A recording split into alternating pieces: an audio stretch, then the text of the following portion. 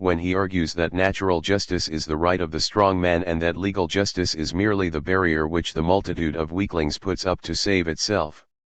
If there were a man who had sufficient force, he would trample underfoot all our formulas, and spells, and charms, and all our laws which are against nature. 11. In the same vein was the famous speech of the Athenian ambassadors to Melos in Thucydides, of the gods we believe, and of men we know, that by a necessary law of their own nature they rule wherever they can. 12. It seems quite clear that Thucydides meant this speech to express the spirit of Athens's policy toward her allies.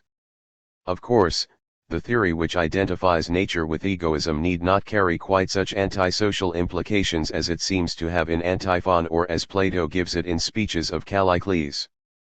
Glaucon in Book 2 of the Republic develops it more moderately as a kind of social contract, by which men agree together not to do injuries, in order that they may escape injury at the hands of their fellow.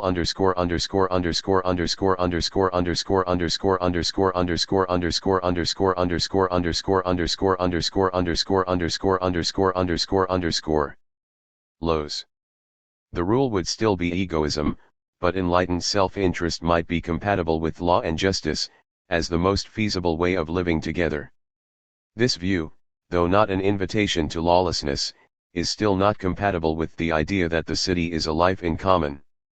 This cool way of holding a fellow citizen at arm's length until one is sure he can get as much as he gives is not in the spirit of a community. Accordingly, Aristotle argues against it in the Politics 13, where he attributes it to the sophist, Lycophron.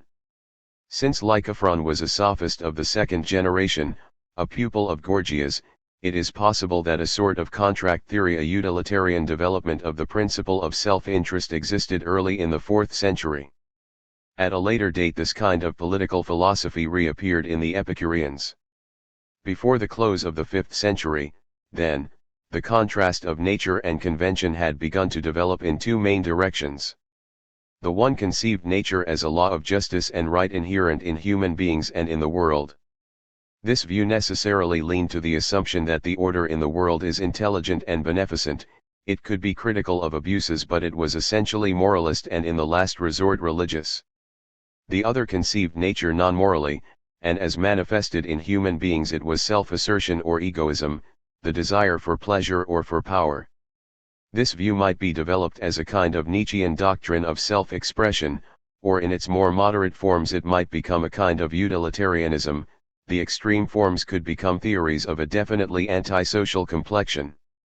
Already in the 5th century, therefore, there were ideas, not as yet systematic or abstract, which contained suggestions of most of the philosophical systems which were produced in the 4th century. Perhaps it needed only that Athens should fall upon evil days, as she did at the close of the Peloponnesian War, to make her people contemplative rather than active, and to make her a school for Hellas in a sense of which Thucydides never dreamed. Socrates. The personal agency by which suggestive ideas were turned into explicit philosophy was Socrates, and, curiously enough, all the possibilities were equally indebted to him. The profoundly exciting quality of his personality influenced men of the most different character and induced conclusions which were logically quite incompatible, though obviously all derivative from Socrates. Thus Antisthenes could find the secret of his personality in his self-command and could enlarge this into an ethics of misanthropy, while Aristippus could see the secret of the same personality in a boundless power to enjoy and could enlarge this into an ethics of pleasure. Two quite different versions of Callicles' strong man who could trample underfoot the weakness of sociability. For the time being these philosophies seemed of minor importance, eclipsed as they were by the splendor of Plato and Aristotle, but in the event each set up its ideal of the philosopher, and that ideal, in both cases, was Socrates. Nevertheless, it seems certain that more of Socrates' personality and a juster conception of his ideas must have gone into the teaching of his greatest pupil, Plato. But in all of Socrates' pupils was consummated the humanistic reaction which the sophists began. The great interest of his mature years at least was ethics, in short, the puzzling question about the multitude of local and changeable conventions and the true and abiding right. Unlike the sophists, however, he carried into his humanism the rational tradition of the older physical philosophy. This is the meaning of the doctrine most characteristically imputed to him, the belief that virtue is knowledge and so can be learned and taught, and also of the method which Aristotle attributes to him, the pursuit of precise definition. For given these two, the discovery of a valid general rule of action is not impossible, and imparting it by means of education is not impracticable. Or to state it in somewhat different words, if ethical concepts can be defined, a scientific application of them in specific cases is possible, and this science may then be used to bring about and maintain a society of demonstrable excellence. It is this vision of a rational, demonstrable science of politics, which Plato pursued throughout his life. What exactly were Socrates' conclusions about politics is not known. But in general the implications of identifying virtue with knowledge are too clear to be missed. Socrates must have been an outspoken critic of the Athenian democracy, with its presumption that any man can fill any office. This is broadly suggested in 33. The Apology and practically stated by Xenophon in the Memorabilia, 14. And in any case Socrates' trial and conviction are a little hard to understand unless there was politics somewhere behind it. It may very well be, then, that some considerable measure of the political principles developed in the Republic really belonged to Socrates and were learned directly from him by Plato. However this may be, the intellectualist cast of the Republic, the inclination to find salvation in an adequately educated ruler, is certainly an elaboration of Socrates' conviction that virtue, political virtue not excluded, is knowledge. 34. Chapter 3. Plato, the Republic. The imperial ambitions of Athens perished with her defeat in the Peloponnesian War, but though her role was changed, her influence upon Greece, and ultimately upon the whole of the ancient world, was by no means diminished. After the loss of her empire she became more and more the educational center of the Mediterranean world, a position which she retained even after her political independence had vanished and indeed far down into the Christian era. Her schools of philosophy and science and rhetoric were the first great institutions in Europe devoted to higher education and to the research which necessarily accompanies advanced instruction, and to them came students from Rome and all parts of the ancient world. Plato's academy was the first of the philosophical schools, though Isocrates, who taught especially rhetoric and oratory, probably opened his school a few years earlier. Aristotle's school at the Lyceum was opened some 50 years later, and the two other great schools, the Epicurean and the Stoic, began some 30 years after Aristotle. Those who have mastered the fine spontaneity, both of life and of art, in the Periclean age can hardly avoid looking upon this academic specialization of Athenian genius as a decline.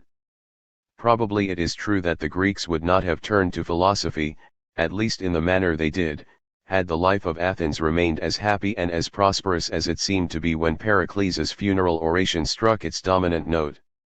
And yet no one can doubt that the teaching of the Athenian schools played as large a part in European civilization as the art of the 5th century. For these schools marked the beginning of European philosophy, especially in its relations with politics and the other social studies. In this field the writings of Plato and Aristotle were the first great pioneering operations of the European intellect. At the start they have only rudimentary beginnings and nothing that can properly be called a body of sciences, distinguished and classy. 35. Fied in the way that now seems obvious. The subjects and their interrelations were in process of creation.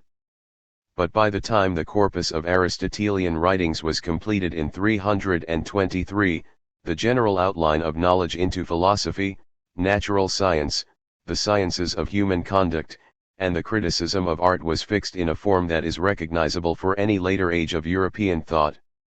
Certainly no scholar can afford to belittle the advancing specialization and the higher standard of professional accuracy which came with the schools, even though it brought something academic and remote from civic activity. The need for political science. Plato was born about 427 BC of an eminent Athenian family. Many commentators have attributed his critical attitude toward democracy to his aristocratic birth, and it is a fact that one of his relatives was prominently connected with the oligarchic revolt of 404. But the fact can be perfectly well explained otherwise. His distrust of democracy was no greater than Aristotle's, who was not noble by birth nor even Athenian. The outstanding fact of Plato's intellectual development was his association as a young man with Socrates, and from Socrates he derived what was always the controlling thought of his political philosophy, the idea that virtue is knowledge. Otherwise stated, this meant the belief that there is objectively a good life, both for individuals and for states, which may be made the object of study, which may be defined by methodical intellectual processes, and which may therefore be intelligently pursued. This in itself explains why Plato must in some sense be an aristocrat, since the standard of scholarly attainment can never be left to numbers or popular opinion. Coming to manhood at the conclusion of the Peloponnesian War, he could hardly be expected to share Pericles' enthusiasm for the happy versatility of democratic life. His earliest thought on politics, that recorded in the Republic, fell just at the time when an Athenian was most likely to be impressed by the discipline of Sparta, and before the hollowness of that discipline was made evident by the disastrous history of the Spartan Empire. In the autobiography attached to the seventh letter 1 Plato 36 tells how, as a young man, he had hoped for a political career and had even expected that the aristocratic revolt of the 404 BC, would bring substantial reforms in which he might bear a part. But experience with oligarchy soon made the democracy seem like a golden age, though forthwith the restored democracy proved its unfitness by the execution of Socrates. The result was that I, who had at first been full of eagerness for a public career, as I gazed upon the whirlpool of public life and saw the incessant movement of shifting currents, at last felt dizzy. And finally saw clearly in regard to all states now existing that without exception their system of government is bad. Their constitutions are almost beyond redemption except through some miraculous plan accompanied by good luck. Hence I was forced to say in praise of the correct philosophy that it affords a vantage point from which we can discern in all cases what is just for communities and for individuals, and that accordingly the human race will not see better days until either the stock of those who rightly and genuinely follow philosophy acquire political authority, or else the class who have political control be led by some dispensation of Providence to become real philosophers. Point 2. It is exceedingly tempting to see in this passage an important reason for the founding of Plato's school, though rather curiously the school is not mentioned in the letter. The date must have been within a few years after the conclusion of his rather extensive travels and his return to Athens in 388. Doubtless the academy was not founded exclusively for any single purpose, and therefore it would be an exaggeration to say that Plato intended to build an institution for the scientific study of politics and the training of statesmen. Specialization had not yet reached this point, and Plato hardly thought of the need for the philosopher in politics as a need for men trained ad hoc in the professions of administration and legislation. He thought of it rather as a need for men in whom an adequate intellectual training had sharpened the perception of the good life and who were therefore prepared to discriminate between true and false goods and between adequate and inadequate means of attaining the true good. The problem was an outgrowth of the distinction between nature and convention which had been before the minds of reflective Greeks during the second half of the 5th century. It was, therefore, in _37. Plato's conception, an important part of the general problem of discriminating true knowledge from appearance, opinion, and downright illusion. To it no branch of advanced study, such for example as logic or mathematics, was irrelevant. At the same time it would be hard to believe that Plato, convinced as he was that such knowledge and its acquisition by rulers was the only salvation for states, did not hope and expect that the academy would disseminate true knowledge and philosophy, not spurious arts such as rhetoric. Certainly he believed later that statesmanship is the supreme or kingly science.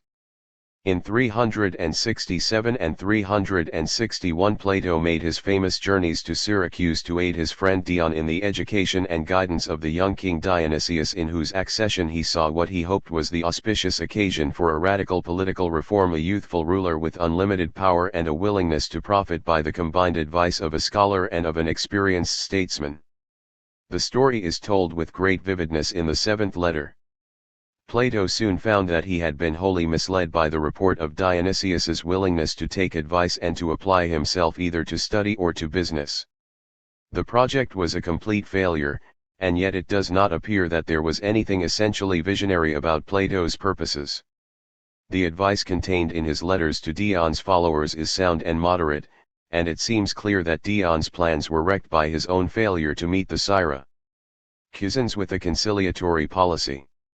Some parts of Plato's seventh letter imply that he perceived the great importance for the whole Greek world of a strong Greek power in Sicily to offset the Carthaginians, which was certainly a statesmanlike project, and if he believed that an adequate power was impossible without monarchy, this was a conclusion which the Hellenization of the East by Alexander did much to justify. So far as the Sicilian adventure concerned Plato personally, he manifestly felt that no serious scholar who, for a generation, had been preaching the doctrine that politics required philosophy could refuse the support which Dion asked. I feared to see myself at last altogether nothing but words, so to speak, a man who would never willingly lay hand to any concrete task.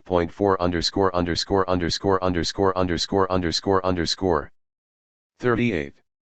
Matters more or less connected with political philosophy are discussed in many of Plato's dialogues, but there are three which deal mainly with the subject, and from these his theories must be mainly gathered. These are the Republic, the Statesman, and the Laws.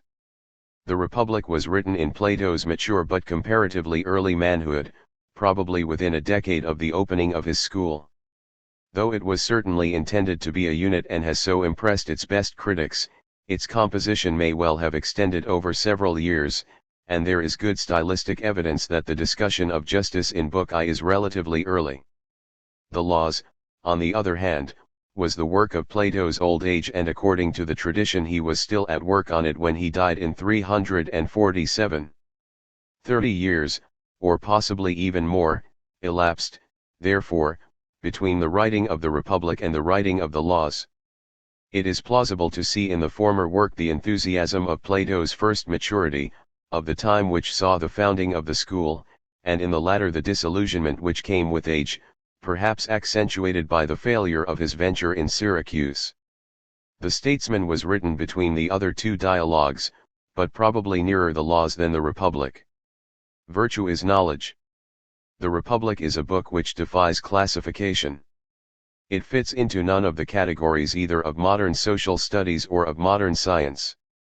In it practically every side of Plato's philosophy is touched upon or developed, and its range of subject matter is such that it may be said to deal with the whole of human life. It has to do with the good man and the good life, which for Plato connoted life in a good state, and with the means for knowing what these are and for attaining them. And to a problem so general no side of individual or social activity is alien. Hence the Republic is not a treatise of any sort, nor does it belong to politics, or ethics, or economics, or psychology, though it includes all these and more, for art and education and philosophy are not excluded. For this breadth of subject matter, which is a little disconcerting to an academically trained reader, several facts account. The mere literary mechanics of the dialogue form which Plato used permitted an inclusiveness and a freedom of arrangement which a treatise could not tolerate. Moreover, when Plato wrote, the 39 various sciences mentioned above did not yet have the distinctness that was later somewhat artificially assigned to them. But more important than either literary or scientific technique is the fact to which reference has already been made, that in the city-state life itself was not classified and subdivided so much as it now is. Since all of a man's activities were pretty intimately connected with his citizenship, since his religion was the religion of the state, and his art very largely a civic art, there could be no very sharp separation of these questions. The good man must be a good citizen, a good man could hardly exist except in a good state, and it would be idle to discuss what was good for the man without considering also what was good for the city. For this reason an interweaving of psychological and social questions, of ethical and political considerations, was intrinsic to what Plato was trying to do. The richness and variety of the problems and subject matter that figure in the Republic did not prevent the political theory contained in the work from being highly unified and rather simple in its logical structure. The main positions developed, and those most characteristic of Plato, may be reduced to a few propositions, and all these propositions were not only dominated by a single point of view but were deduced pretty rigorously by a process of abstract reasoning which was not, indeed, divorced from the observation of actual institutions but did not profess to depend upon it.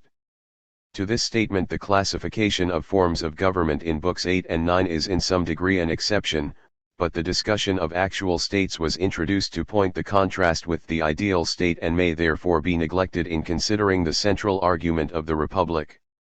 Aside from this, the theory of the state is developed in a closely concatenated line of thought which is both unified and simple. Indeed, it is necessary to insist that this theory is far too much dominated by a single idea and far too simple to do justice to Plato's subject, the political life of the city-state. This explains why he felt obliged to formulate a second theory without however admitting the unsoundness of the first, and also why the greatest of his students, Aristotle, while accepting some of the most general conclusions of the Republic, stood much closer on the whole to the form of political philosophy developed in the 40 Statesmen and the Laws than to the ideal state of the Republic. The oversimplification of the political theory contained in the earlier work made it, except in respect of very general principles, an episode in the development of the subject. The fundamental idea of the Republic came to Plato in the form of his master's doctrine that virtue is knowledge. His own unhappy political experience reinforced the idea and crystallized it in the founding of the Academy to inculcate the spirit of true knowledge as the foundation for a philosophic statecraft. But the proposition that virtue is knowledge implies that there is an objective good to be known and that it can in fact be known by rational or logical investigation rather than by intuition, guesswork, or luck. The good is objectively real, whatever anybody thinks about it, and it ought to be realized not because men want it but because it is good. In other words, will comes into the matter only secondarily. What men want depends upon how much they see of the good, but nothing is good merely because they want it. From this it follows that the man who knows the philosopher or scholar or scientist ought to have decisive power in government, and that it is his knowledge alone which entitles him to this. This is the belief which underlies everything else in the Republic and causes Plato to sacrifice every aspect of the state that cannot be brought under the principle of enlightened despotism. Upon examination, however, this principle is more broadly based than might at first be supposed. For it appears upon analysis that the association of man with man in society depends upon reciprocal needs and the resulting exchange of goods and services. Consequently, the philosopher's claim to power is only a very important case of what is found wherever men live together, namely, that any cooperative enterprise depends upon everyone attending to his own part of the work. In order to see what this involves for the state, it is necessary to know what sorts of work are essential, an investigation which leads to the three classes of which the philosopher-ruler will obviously be the most important. But this dividing of tasks and securing the most perfect performance of each, the specialization of function which is the root of society, depends upon two factors, natural aptitude and training. The first is innate and the second is a 41 matter of experience and education. As a practical enterprise, the state depends on controlling and interrelating these two factors, in other words, upon getting the best human capacity and developing it by the best education. The whole analysis reinforces the initial conception: there is no hope for states unless power lies in the hands of those who know, first, what tasks the good state requires, and, second, what heredity and education will supply the citizens fitted to perform them. Plato's theory is therefore divisible into two main parts or theses: first, that government ought to be an art depending on exact knowledge, and, second, that society is a mutual satisfaction of needs by persons whose capacities supplement each other. Logically, the second proposition is a premise for the first. But since Plato presumably derived the first almost ready-formed from Socrates, it is reasonable to suppose that temporally the second was a generalization or extension of the first. The Socratic principle that virtue is knowledge proved to have a larger applicability than appeared on its face. The incompetence of opinion. The thesis that the good is a matter of exact knowledge descends to Plato directly from the already ancient distinction of nature and convention and the quarrel between Socrates and the sophists. Unless something is good, really and objectively, and unless reasonable men can agree about it, there is no standard for an art of statesmanship such as Plato hoped to found. The question in its various ramifications is spread at large over Plato's earlier dialogues, in the continually recurring analogy between the statesman and the physician or the skilled artisan, in the counter-comparison in the gorgias of oratory to the pampering of appetite by cookery, in the lack of method and the pretentiousness attributed to the teaching of the sophists in the Protagoras, and on a more speculative level in the frequently recurring question about the relative positions of reason and inspiration, or of methodical knowledge and intuition. In the same category belong the long discussions of art in the Republic and the not very flattering estimate of artists as men who get an effect without knowing how or why. This parallels precisely the charge that statesmen, even the greatest of them, have governed by a kind of 42 divine madness. Obviously no one can seriously hope to teach divine madness. The difficulties of the city-state, however, are not in Plato's opinion the result of defective education alone and still less of moral deficiencies in its statesmen or its teachers. They arise rather from a sickness of the whole body public and of human nature itself. The public itself, he said, is the great sophist. A constantly recurring note in his ethics is the conviction that human nature is at war with itself, that there is a lower man from whom the higher man must at all costs save himself. It was this which made Plato seem to the fathers of the Church almost a Christian. Quite gone is the faith in happy versatility so magnificently praised in the funeral oration. The happy confidence of a generation that had created both spontaneously and successfully has given place to the doubt and uncertainty of a more critical age. In Plato the hope still persisted that it may be possible to recapture the happier frame of mind, but only through methodical self-examination and rigid self-discipline. In origin, therefore, the Republic was a critical study of the city-state as it actually was, with all the concrete defects that Plato saw in it, though for special reasons he chose to cast his theory in the form of an ideal city. This ideal was to reveal those eternal principles of nature which existing cities tried to defy. Chief among the abuses that Plato attacked was the ignorance and incompetence of politicians, which is the special curse of democracies. Artisans have to know their trades, but politicians know nothing at all, unless it be the ignoble art of pandering to the great beast. After the disastrous outcome of the Peloponnesian War, the generation in which the Republic was written was peculiarly a time in which Athenians would be likely to admire the thoroughness and discipline of Sparta. Xenophon went farther than Plato in this direction, and indeed Plato never could have admired wholeheartedly a one-sided military education like that at Sparta, however much he might admire the devotion to duty that it produced. But it is noticeable that he was more sharply critical of Sparta at the end of his life, when he wrote the laws, than he was in the Republic. Moreover, the idea of expert skill professionally trained was one which, in Plato's day, was just dawning upon Greece. Not many years. 43.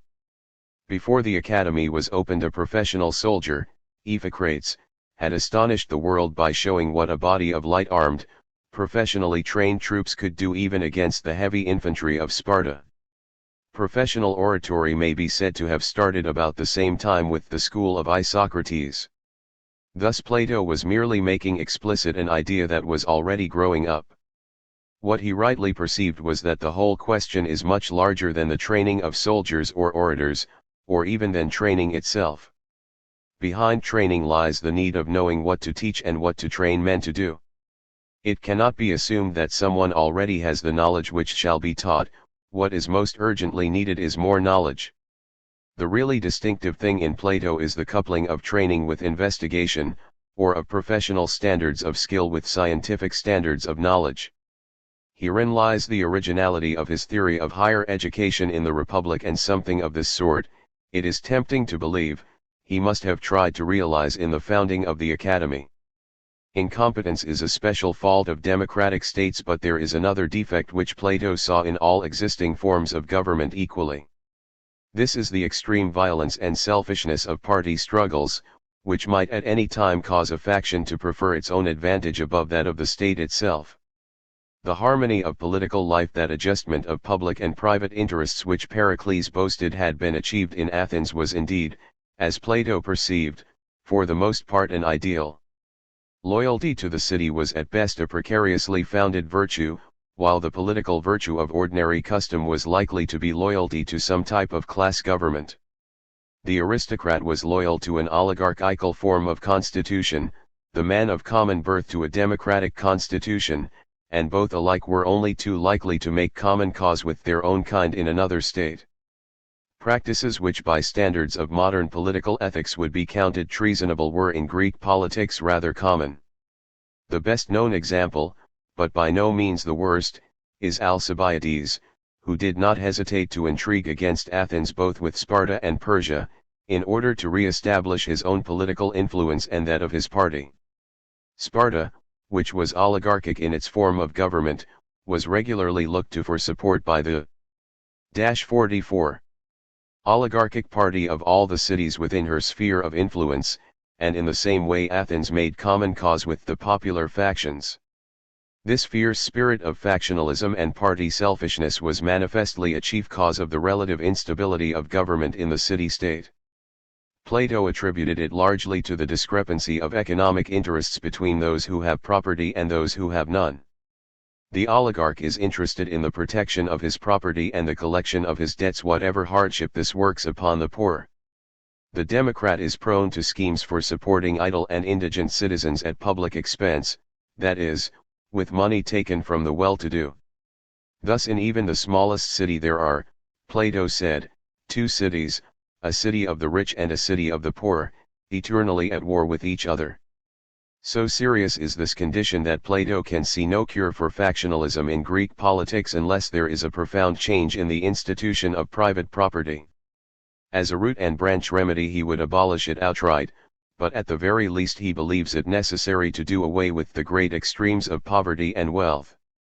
And the education of citizens to prefer civic welfare before everything else is hardly less important than the education of rulers. Incompetence and factionalism are two fundamental political evils that any plan for perfecting the city-state must meet. The state as a type. The theoretical or scientific implications of Plato's principle are not less important for him than the critical.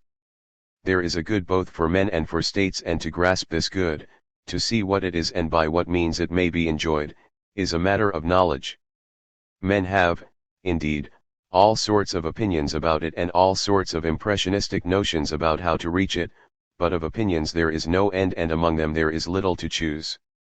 Knowledge about the good, if it could be attained, would be quite a different sort of thing. There would, in the first place, be some rational guarantee for it, it would justify itself to some faculty other than that by which men hold opinions. And in the second place, it would be one and unchanging, not one thing at Athens and another at Sparta, but the same always and everywhere.